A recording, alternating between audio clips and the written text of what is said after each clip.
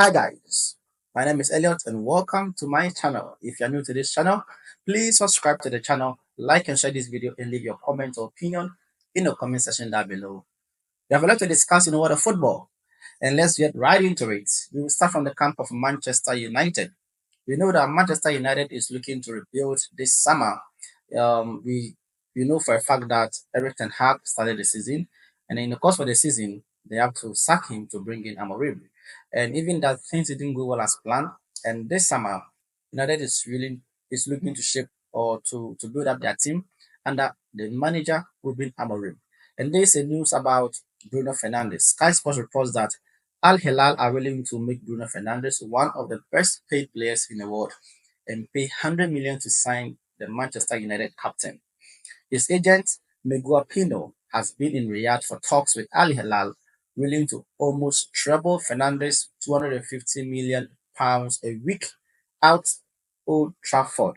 Yes, and I think this would be a good deal for Manchester United, seeing that they need all the money to buy players this summer. And I think Bruno Fernandes might be in his 30s, early 30s, maybe 30, 31, I'm not sure. But yeah, I think they can cash in on this guy to get the money to buy better players to suit their midfield. And they have a whole rebuild to do at a football club. And I think this is an opportunity for them to cash in. In other news, Deco mentioned that Jokeris is a great striker who did excellent things at Sporting, but Barcelona as a club are not looking to sign a striker. We have Lewandowski at number 9, and that's what they're going to stick with in the coming season. So this is to tell Barcelona fans that they shouldn't expect the club going to sign a striker or a number 9 for the coming season. They have Lewandowski to play for one more season, and maybe after Lewandowski, they'll think about getting a striker.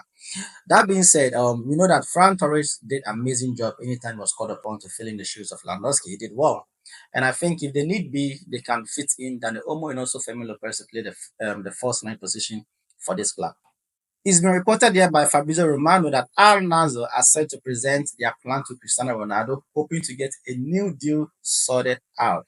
So Al Nassr is not done yet with Ronaldo. They want him at the club, continue with goal scoring form at the club. Although people are bashing him for not winning major trophies with Al Nassr, and people are even associating the decline of the club to Ronaldo. That since he came to the club is rather declining and not progressing. But the club management are seeking to maintain Ronaldo at the club.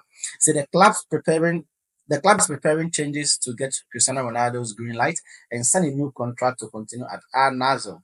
Luis Diaz, David Hanko, world-class midfielders and more targets have been added to the summer shortlist to present this project to Ronaldo to convince him to stay at the football club. So Ronaldo's chapter at Al Nassr isn't coming to an end soon. They are hoping that the player will accept their new contract terms and also their projects to stay at the club. All is set for the FIFA Club World Cup competition in June. Of course, this competition is set to take place from the 15th of June to the 13th of July. And this new format is going to take place in the group stages phase. Now, we have 8 groups. That means we have 4 teams in each group, making 32 teams to play in this competition.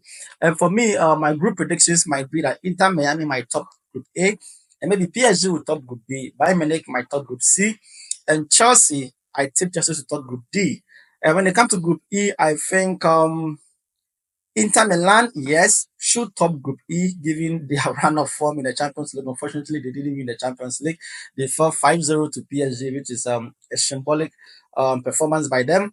In Group F, I think Dortmund should top this group, although they might have fierce competition from maybe Mamelodi Sundowns or Fluminense. I'm not sure. But for Group G, Manchester City should top this group. It should be an easy group for them to top. Looking at Juventus' form in recent time, having been that good. And Group H, Real Madrid, yes, should top this group. So I see these groups or these teams qualifying to the next phase of the FIFA Club World Cup.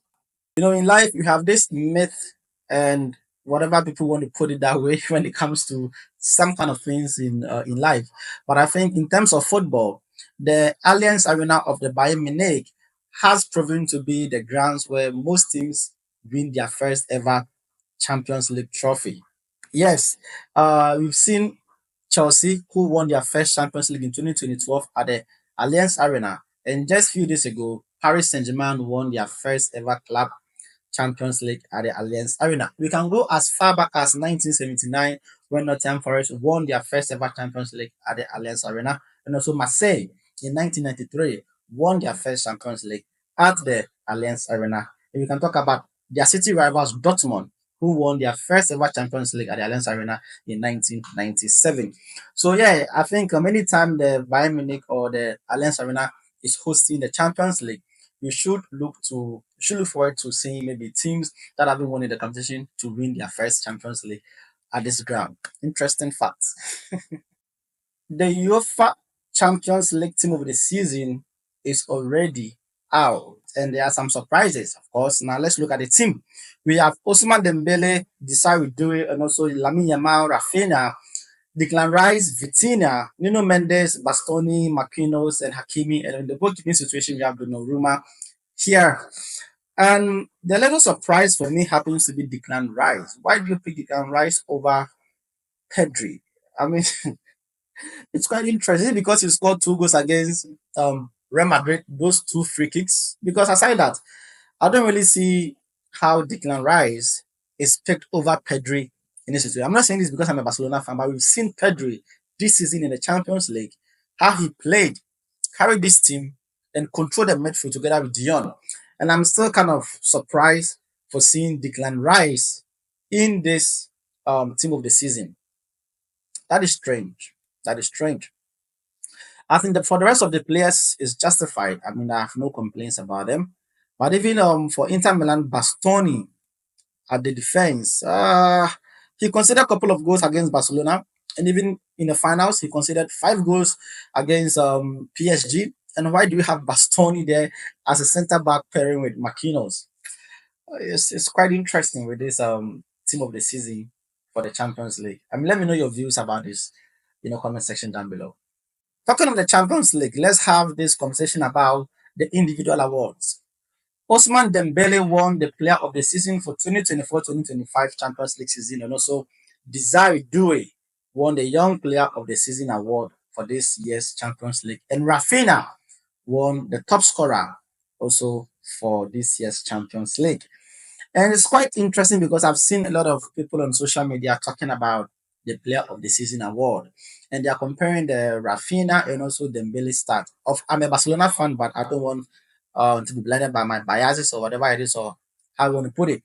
But let's be honest here. Rafinha played 14 games. Dembele played 15 games. Out of these games, Rafinha scored 13 goals. Dembele had 8 goals. Rafinha had 8 assists. Dembele had 6 assists. Now, for key passes, they both were tied 38-38. And also for big chances created, Rafinha had 13 big chances created. Dembele had 4 chances created. For dribbles, they are Dembele had 24, Rafinha had 15.